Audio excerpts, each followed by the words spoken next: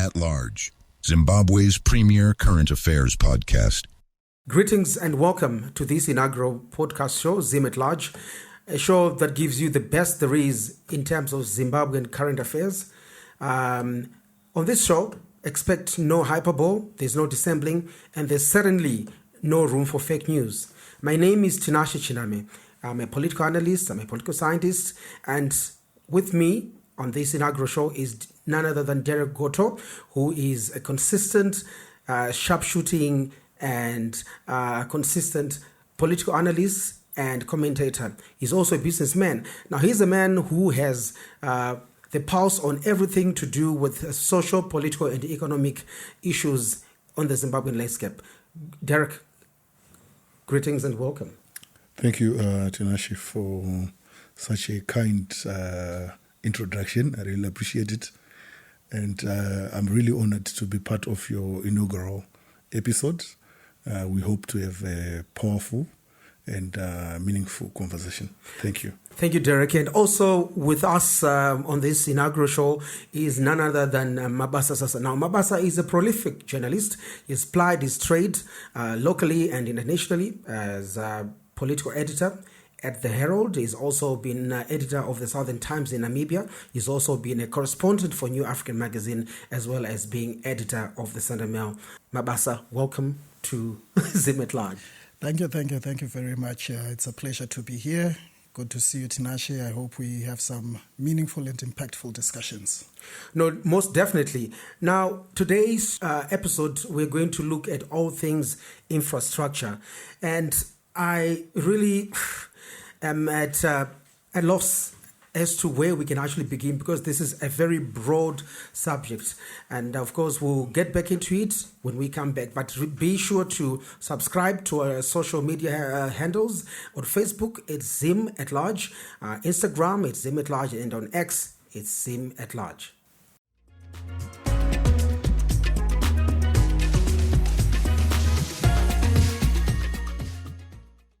Today, we are discussing infrastructure in Zimbabwe, and we're going to look at the facts, the myths, and the way forward. Now, there's been so much talk about infrastructure. Some talk about potholes, some talk about derelict railway lines, some talk about disused stadiums and all sorts of things. And, you know, these days there's been a joke from one former president from the region who actually likened that Rhodesia was better than Zimbabwe. But of course, in Zimbabwe's case, we also need to look into the historical background. Remember that just after independence, Zimbabwe inherited a colonial system which catered for a minority of the population. But of course, as Zimbabwe's infrastructure grew, there was also need to address that. But of course, you realize that during the first years of our independence, Zimbabwe, the new nation, was focused more on developing social services such as education and health. But of course, coming to the 90s, we also got into ISAP, which did not favor things such as social services or public infrastructure. So there was little commitment to infrastructure development in that. But of course, we fast forward that come 2018 at the birth of the new republic, which then saw the need to update Zimbabwe's infrastructure, which President Emmerson Mnangagwa alluded to as being 20 years behind. And so that has been, by and large, the short history of Zimbabwe's infrastructure. Well, I believe that government has done so much in terms of infrastructure development, but of course, people will have everything to say about whatever it is. But Dereck Goto, you probably have a different take to this. I'm pretty much in agreement, and I particularly like the fact that you gave the colonial history context.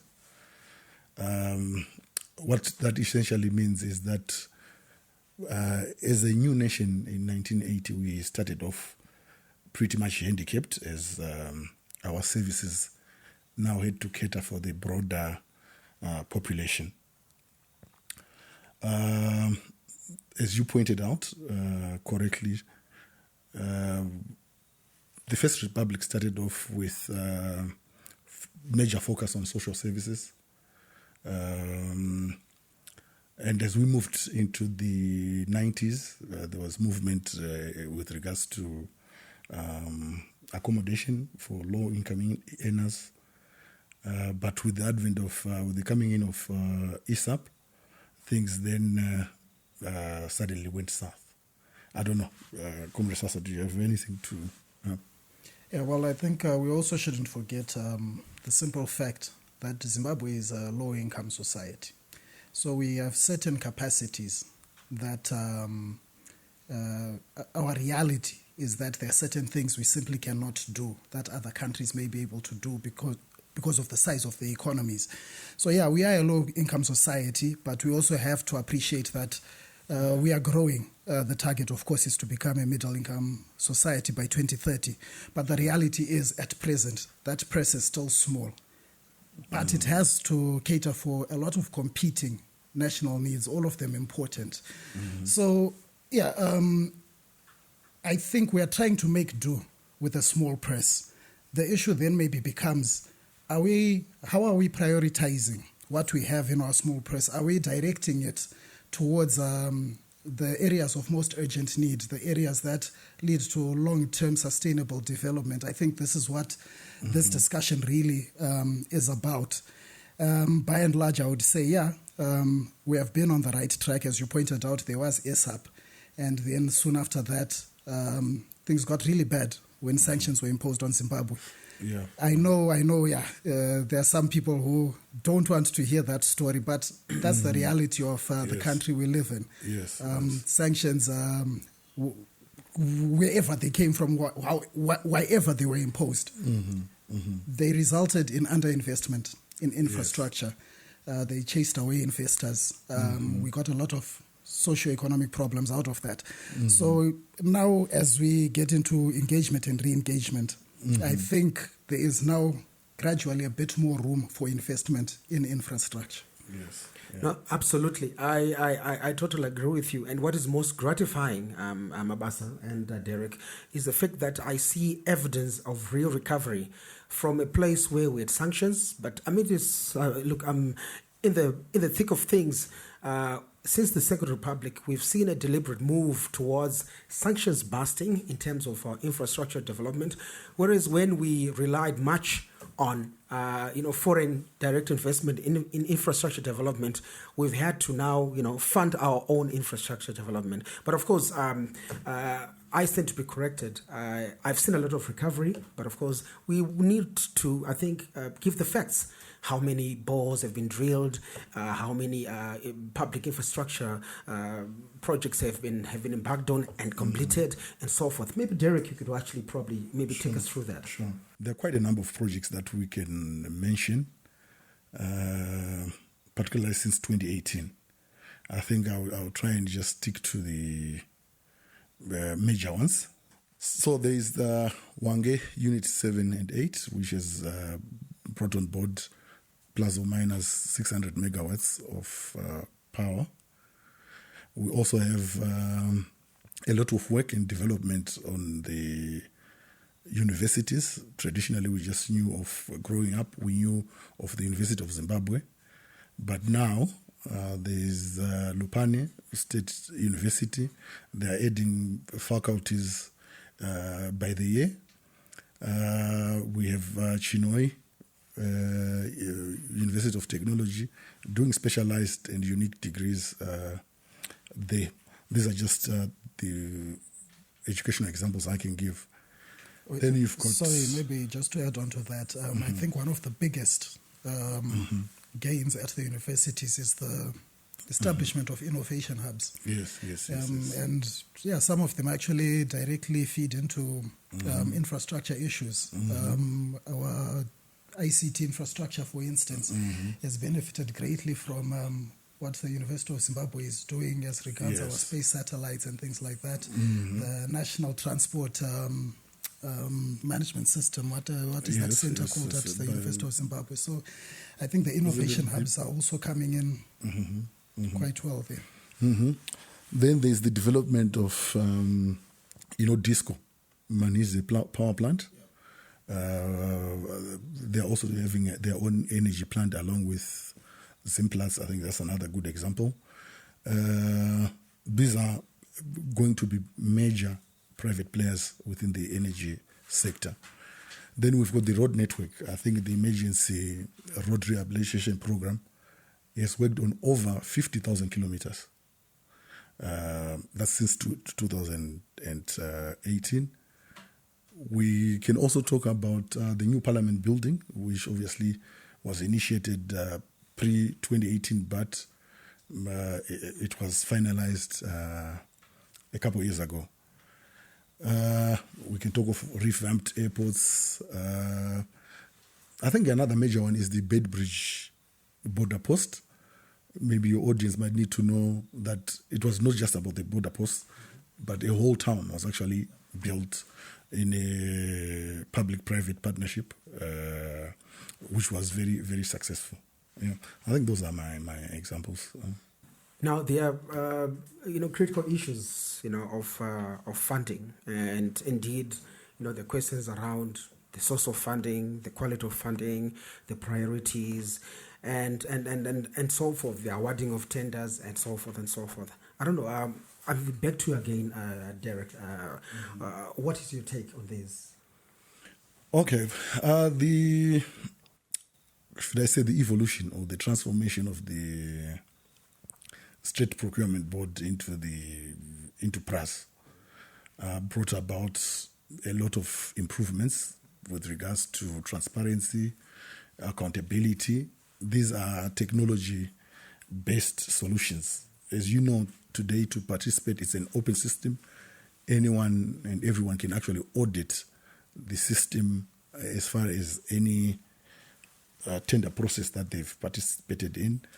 It also limits the amount of human intervention that you have to go through during the tendering process. So it essentially eliminates most, if not all, opportunities for corruption. Yeah, so I think that has been dealt with. And besides, if corruption was that rampant, just considering the number of dams that we have currently, would that be achievable? Where would the resources be coming from? We've got Gwaishangani, which started, I think it was planned in the 1960s, if I'm not mistaken. Much earlier. You see? So it means the resources are now well managed.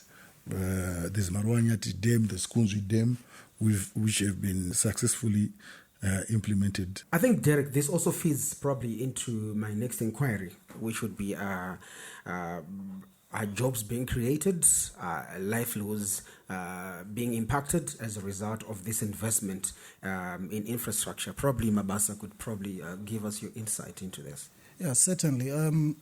Well, whenever you have infrastructure development, naturally you should expect jobs to be created. Mm-hmm. You get a lot of direct jobs, the people who are doing the actual work on the infrastructure development. You have indirect jobs, the companies that supply, the downstream industries that benefit from that infrastructure development. So definitely jobs are created. And when we talk of jobs being created, we are saying this is money going directly into people's pockets. So you do expect changes in livelihoods whenever we have infrastructure development. And with the scale of infrastructure development that we have witnessed in recent years, then certainly thousands of jobs will have been created, and that is something extremely commendable. I think the problem then that we might face is if these jobs, if these infrastructure projects are not implemented in a way that is transparent. I think as Dereck was alluding to earlier when he was talking about PRAS. Because once corruption graft creeps in, there's the real danger of all of this being undone, which is why I think it is good that we're moving towards digitized systems, because when we do that, when we prevent corruption in infrastructure development, we're actually protecting jobs and creating jobs. So I would think that that is quite commendable. But maybe I would also want to add on those changes that PRAS has brought. I think there's also something that we have to take note of, which is greater monitoring and quality control That has always been a problem, I think, and it's a concern, well, wherever you go in the world. And it's good, I think, to see that authorities are paying attention to that now. I think, was it last year or so when we had the government ordering the contractor at Lorraine Drive to redo his job.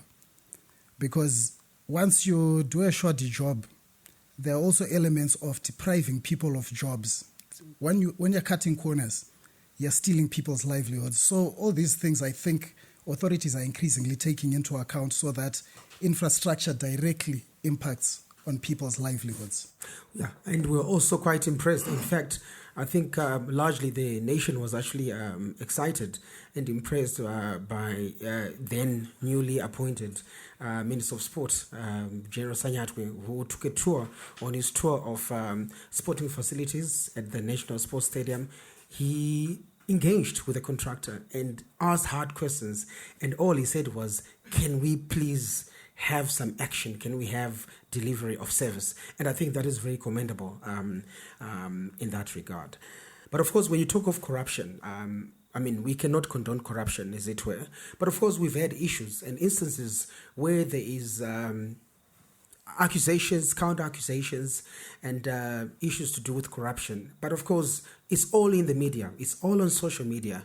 But of course, I think the one thing to say is, if there is corruption, as an individual, as a citizen of this country, it is within your rights to report any act of corruption that takes place. There is the Zimbabwe Anti-Corruption Commission, there's the Zimbabwe Republic Police, and other law enforcement agencies that are there where you can actually go and make a report on any substantive matter that has to do with corruption in this country. So I think the president himself has said, look, he will not condone corruption. He's condemned it at the highest level and constitutionally, which is why we have institutions like the Zimbabwe Anti-Corruption. So the issues to do with corruption, yes, they are talked about, but we have mechanisms to take care of that. But the only sad thing is that... Tinashe, in as much as we have mechanisms, I think there's a sector that has been allowed to get away with mismanagement, inefficiency, and probably outright corruption, which has negatively affected our capacity as a country to deliver quality infrastructure, and that is local authorities. Yeah. Well, I think in that regard, Dereck, you're well versed in that. I know you've done a lot of research on it. You've done commentary on local authorities, service delivery, and everything else. Maybe you could give us some insight into that. Yeah, it's pretty sad, really, if you consider that. I'm speaking about the Harare City Council. If you consider that they religiously get access to ratepayers' money, then you consider it the water infrastructure, you consider the sewage system, you get to wonder where that money is going. You also look at the housing situation. I try to in fact, I'm trying to figure out when was the last time the city council built even a single room for any of its residents. My guess would be it was a long time ago, obviously, maybe before 2000, when we can talk about the city council being able to build a structure for any of its residents. Yeah, I think the problem with that for me then becomes that it makes it hard for the private sector to come in and partner the local authority on things like low-income housing.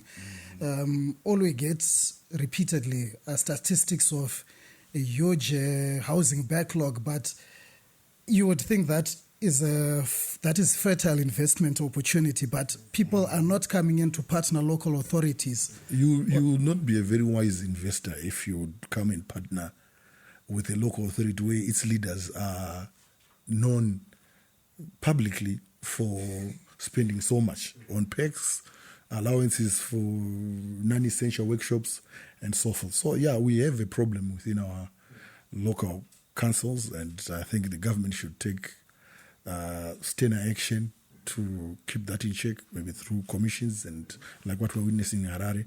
And I hear other jurisdictions might be having commissions pretty soon. So, Well, you spoke, gentlemen, you spoke about the private sector's involvement or unwillingness to participate or to get into joint ventures with local authorities because most local authorities are predisposed to, self-aggrandizement within, I think, the councillors, where you see that all they want to do is to pocket as much as they can, get involved in tenders and so forth and so forth. But I must hasten to say that the private sector, in particular the diaspora, and of course most financial institutions, have actually taken the initiative to go it alone.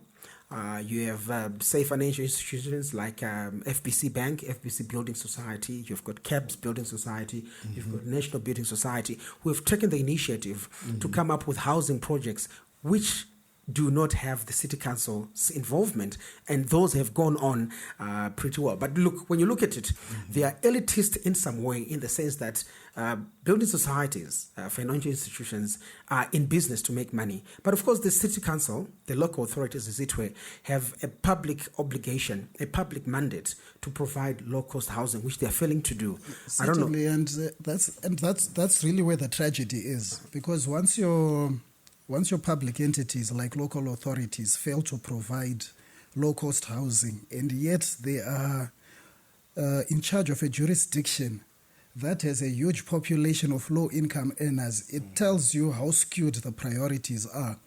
Well, the good thing is, of course, government is trying to create public-private partnerships that result in low-cost housing.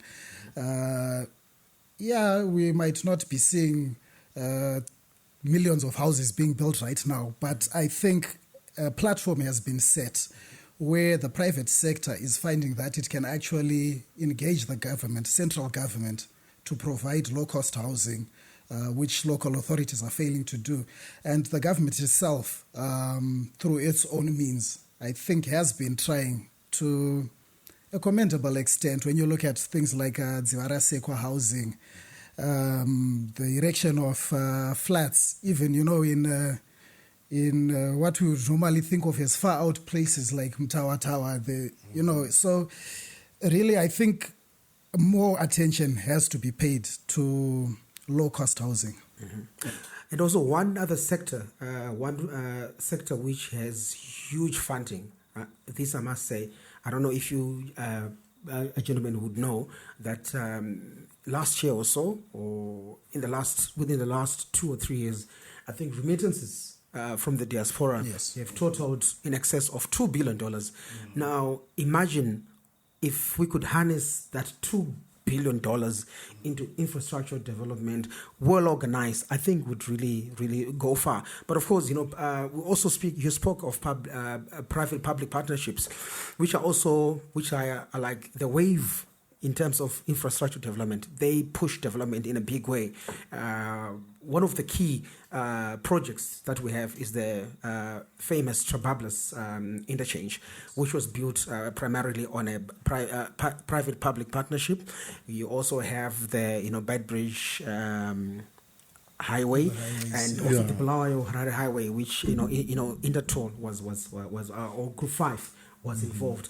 Right. If I can just take you back a bit, the issue of equitable infrastructure development has been mentioned. We've discussed it, but I'd like to pose a question: how much has government gone, into delivering what we could call grassroots infrastructure, and what has been the immediate impact on the livelihoods of our people? Well, I'm assuming when you talk of grassroots infrastructure, I think we'll be talking of things like the Kudzanai market in Gweru. It's a very, very, very, very important piece of infrastructure for your SMEs. And you're talking of it's mostly women and the youths who operate from such centers, like the Mbare Traders Hub. I think as government moved very quickly after we had that fire. It was this year, right? Yeah. In fact, you'd actually think that that Mbare fire was last year, because we have already gotten used to the Mbare Traders Hub. It was erected so quickly. But then again, Mabasa, that Yeah. was a public-private partnership, which Yes, and that intervention was and you will notice that but was it government directly? No, but you will notice If the that solution is working, why it's not working. keep it? And Yeah. there were concerns about the costing of how much traders have to pay there. And I think the response was almost immediate from government to make sure that the private partner does not overcharge, unduly, excessively charge. Profit, yeah. And things were, when people raised their concerns, I think the government listened. And people are trading there. The market is full. I know naysayers were hoping that traders would reject entry into that market. But go right now to Mbari and the market is full. People are operating. They're making their money. They're feeding their children. They're sending their kids to school. So that is grassroots infrastructure.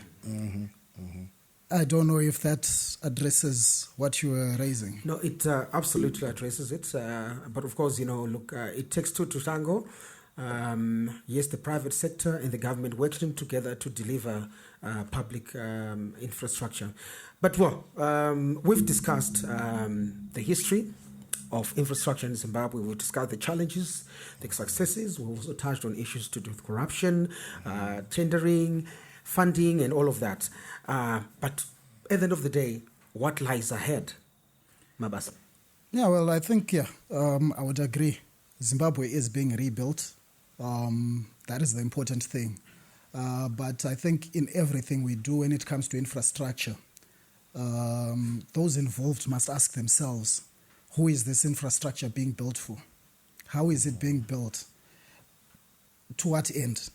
When we keep those questions in mind, we will know what our priorities should be when it comes to infrastructure development. We will always bear in mind that this has to be done, is being done for the public good, for future generations to build a sustainable base in the long term for the growth of our country. So I think these are the important questions that must always be borne in mind at the planning phase and even right through implementation. But more specifically, I think it is important right now to maintain the momentum that we have achieved so far. It is important to make sure that projects that have been started are actually completed. Targets have to be met. This allows planners and indeed the rest of the nation to move forward, to move on to the next project. It is not good that we spend 20 years trying to build a road from Harare to Chirundu. It should be done so that we can start moving now to the roads in our residential areas where people live. Yes, it's important to start with the trunk roads and things like that because those are economic corridors. But people want to see the roads where they live being built. And I think the Minister of Transport a few months ago said that they are now starting to move in that direction. So, people will definitely be watching to see if that happens. And I think also, of course, the investment in infrastructure that deals with water, with energy, those are things that we really must keep pushing. Mm-hmm. Thank you for that, Mabasa. Just in summing up, Dereck, what's your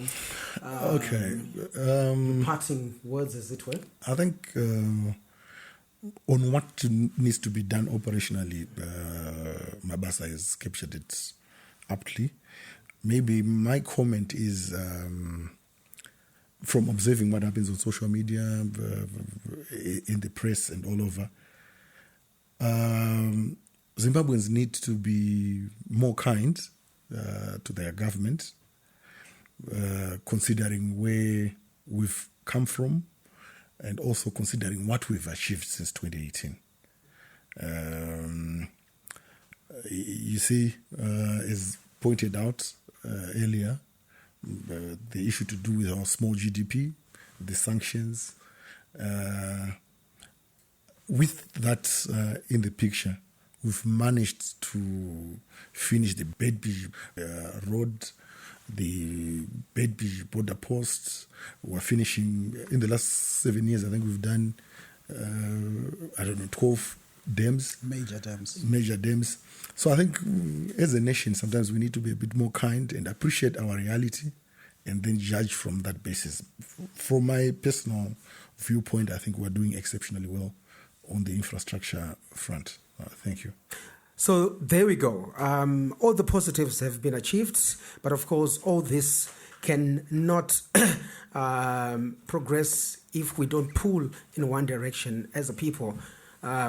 Sometimes, it's important to also, as an individual, as a Zimbabwean, to ask yourself what you can do for your country. So ask not what your country can do for you, but what we can also do for your country. But we all have to move in one direction with sound policies, progressive policies, no undercuttings, no underhand dealings, and that should really push us forward. But I must say that the issue of infrastructure cannot be concluded in one installment. And I get the feeling from my colleagues that there is a need to probably go for another episode, which we will do in due course. But of course, if you've got any feedback on this podcast show, the Zim at Large podcast show, which is our first one, by the way, you're free to catch us on our Facebook handle, which is Zim at Large. You can also catch us on YouTube, Zim at Large. You can also catch us on Twitter, which is Zim at Large, Instagram, Zim at Large, WhatsApp. Our WhatsApp channel is also Zim at Large. So until we catch you then, please let's keep on grinding and let's keep Zimbabwe's infrastructure development program in motion. Until then, it's bye for now.